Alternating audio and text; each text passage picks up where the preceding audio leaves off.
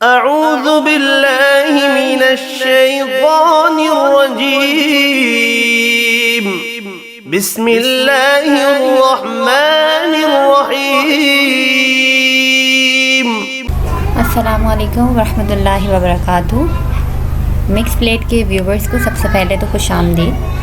आज की वीडियो में हम बात करेंगे आपके स्टडी प्लान के हवाले से, यानी आपके एग्ज़ाम्स में जो 10 डेज़ रह गए हैं उसमें आपने स्टडी आवर्स को कैसे डिवाइड करना है। आपकी ईद भी आ रही है तो आपने किस तरीके से प्रिपरेशन करनी है। Whole fine, so let's begin. So time है आपके पास 10 डेज़। अभी 10 डेज़ में आपने इसको कैसे डिवाइड करना है कि आपकी रिवीजन प्रॉपर्ली हो सके, यानी आपने जो पूरा होल ईयर स्टडी किया है उसके लिए जो बेस्ट स्ट्रेटजी प्लान जो रिवीजन के लिए है वो मैं आपके लिए लेकर आई हूँ। सो स्टार्ट करते हैं हम। सबसे पहले तो आपने डेली के आवर्स फिक्स करने हैं कि आपको डिवाइड करना है टाइम को इनटू मॉर्निंग इवनिंग आवर्स। मतलब आप जिस टाइम में आपको अच्छे तरीके से मेमोराइज हो सके आप वो टाइम चुनें, लेकिन आपने एटलीस्ट 12 to 15 आवर्स करने हैं। आप इसके लिए 6 आवर्स मॉर्निंग के ले लें, 6 आवर इवनिंग के ले लें, जैसे 4 AM to 10 PM तक वाला टाइम ले लें। फिर क्योंकि अर्ली मॉर्निंग और फजर के बाद मोस्टली लोग प्रेफर करते हैं कि वो पढ़ें, क्योंकि उस टाइम में ये होता है कि आपको मेमोराइज अच्छे से हो जाता है। ठीक है, आपने अगर उस तरीके से या फिर आपको वो आवर्स जो हैं अपने स्लीपिंग के लिए कंज्यूम करने हैं तो आप जो है उसके अलावा 9 AM to 2 PM तक या 3 PM तक भी टाइम कर सकते हैं। बाकी आप चाहें तो 2 आवर स्टडी करके 2 आवर, जैसे आप कंसिस्टेंट नहीं बैठ सकते और होते हैं इश्यूज़ तो फिर आप ऐसा कर सकते हैं, लेकिन आपने पढ़ना टोटल जो क्वालिटी स्टडी करनी है, क्योंकि एग्ज़ाम्स होते हैं हम बुक खोल के तो बैठे होते हैं, बट पढ़ना और हर वक्त मतलब बुक खोल के बैठना लेकिन क्वालिटी नहीं पढ़ना और जितना आप पढ़ रहे हो वो ठीक से ना पढ़ना, तो उससे बेहतर है कि आप थोड़ा जो टाइम अपना डिवाइड करें उसमें एटलीस्ट आप क्वालिटी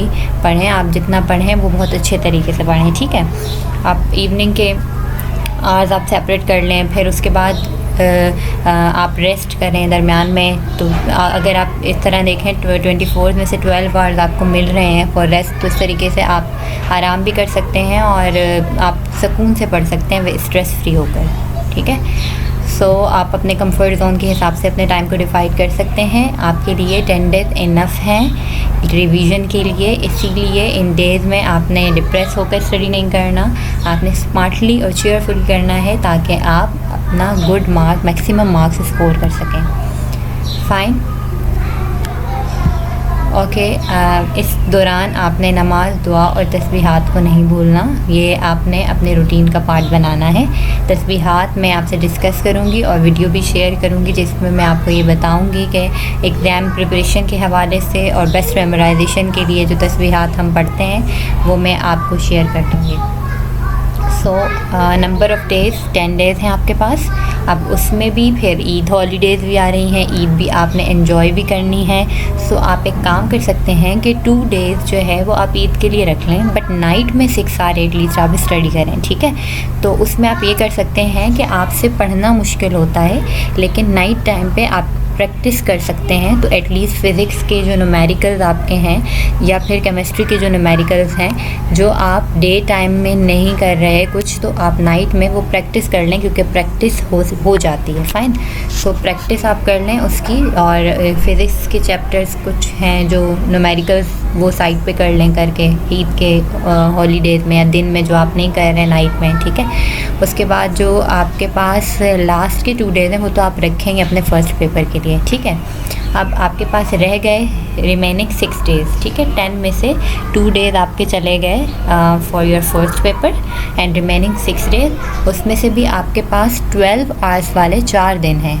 ठीक है, जो रिमेनिंग 2 डेज़ हैं ईद वाले उसमें आपको 6 to 7 आवर्स हैं पढ़ने के लिए।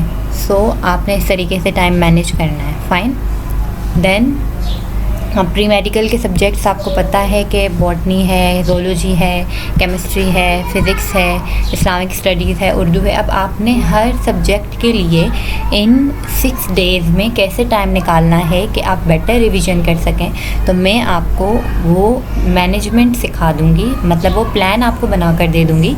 आप उसके अकॉर्डिंगली करें तो इंशाल्लाह you will score maximum marks. Okay, so मैं इसी तरीके से आपके लिए केमिस्ट्री का स्टडी प्लान लेकर आई हूँ। ठीक है, आप केमिस्ट्री को कैसे कर सकते हैं, सो मैं आपको एक सब्जेक्ट का बना कर दे रही हूँ। अगर आप चाहेंगे तो मैं आपके लिए बाकी सब्जेक्ट्स का भी प्लान बना दूँगी। उसमें मैं आपके लिए क्वेश्चन सेपरेट करके कि इम्पॉर्टेंट कौन से हैं, किसके ऊपर फोकस्ड रहना है आपने according to your model paper, according to your 10 years, तो वो भी मैं बना सकती हूँ। लेकिन फ़िलहाल मैं आपको केमिस्ट्री की स्ट्रेटजी सिखा देती हूँ, बता देती हूँ कि आपने किस तरीके से इन 10 डेज़ के अंदर जो 1 डे है वो केमिस्ट्री को देना है, जिसमें आपकी रिवीजन यहाँ से हो जाए। यानी आपने जितना किया है वो एक बार आप प्रैक्टिस भी कर लें न्यूमेरिकल्स को और थ्योरी भी रिवाइज़ कर लें। एंड देन आप जब पेपर से एक दिन बच जाए तो उसमें आपने क्या करना है, जो एक दिन पहले पेपर के, क्योंकि आपने इन 10 डेज़ के अंदर केमिस्ट्री, ज़ूलॉजी और ये बाकी सारे सब्जेक्ट थोड़ा थोड़ा करना होगा, ताकि आपके एंड टाइम के लिए जो डे बिफोर एग्ज़ाम है उसमें बहुत ज़्यादा रिवीजन के लिए आपके ऊपर बर्डन ना हो। फाइन, सो आप चेकलिस्ट बनाएं, आप पहले वो चैप्टर सेपरेट करें, आप न्यूमेरिकल के टॉपिक सेपरेट करें, आप थ्योरी के टॉपिक सेपरेट करें, डिस्क्रिप्टिव क्वेश्चन अलग करें। ठीक है, उसके अलावा अलग से आपने सेपरेट कॉपी या नोटबुक बनानी है एग्ज़ाम प्रैक्टिस की। ठीक है, जिसमें आप उसी सब्जेक्ट के लिए करें, ताकि एंड मोमेंट पे जिस पेपर से एक दिन पहले हो आप जस्ट अपनी वो बुक उठा कर देखें, वो अपनी नोटबुक देखें और उस हिसाब से आप मतलब उसमें से एक बार आप गो थ्रू कर लें, ताकि आपको आपने अपने हाथों से वो नोटबुक बनाई है, ख़ुद आपने उसके अंदर प्रैक्टिस की हुई है, तो आपको अपनी प्रैक्टिस देखकर मतलब आपको रिमाइंड करना विल बी बेटर और विल बी ईजी। सो आपने न्यूमेरिकल्स और थ्योरीज अलग कर दी, आपने थ्योरी के डिस्क्रिप्टिव क्वेश्चंस अलग कर दिए। आपके अगर टोटल आपके पास I think in your chemistry you have 12 chapters, उनमें से 9 चैप्टर्स के न्यूमेरिकल्स हैं, और अगर आप मैक्सिमम देखें भी तो 10 न्यूमेरिकल्स, और बाकी आप उसके जो न्यूमेरिकल है उसके जो सेल्फ टेस्ट है या उससे रेलेवेंट है वो आप सारे ना भी करें। अगर उससे एक न्यूमेरिकल अगर आप उस टाइप पे कर लेते हैं तो आपको डेटा बनाना आसान हो जाता है। तो आप 10 चैप्टर या 9 चैप्टर में मैक्सिमम 10 न्यूमेरिकल्स भी कर लें, तो 10 न्यूमेरिकल्स विल मेक और राउंड अबाउट 100, तो 100 को 50-50 में, जितने भी न्यूमेरिकल हैं उनको 50-50 में डिवाइड कर लें। फ़ाइन, उसके बाद जो है आपने हर न्यूमेरिकल को अगर 5 मिनट भी दिए तो आपके 4 से 5 घंटे लगेंगे आपको इस तरह करने में। तो आप 2 आवर का ब्रेक लेकर कर लें, आप चाहें तो मुस्तकिल 5 घंटे आराम से बैठ के कर लें। तो ये डिपेंड करता है आपके स्टेमिना पे, आपके एनर्जी लेवल पे। फ़ाइन, सो अगर आपने इस तरह डिवाइड कर लिया, सो आपके पास अब 6 आवर्स, 5 to 6 आवर आपने उसको दे दिए, 4 to 5 आपके पास 7 आवर्स अभी भी दिन के बचे हैं। आराम से आप वो चीज़ें पहले कर लें जो आपको आती हैं, जिनको कम टाइम लगेगा, तो आपकी टू डू लिस्ट में से बहुत सारी चीज़ें हो जाएंगी। यानी आप ज़्यादा चीज़ें कर लेंगे तो आपके ऊपर से बर्डन कम होता जाएगा। तो जो कम टाइम लें उन चीज़ों को पहले करके सेपरेट कर लें, फिर डिस्क्रिप्टिव क्वेश्चंस पे आ जाएं।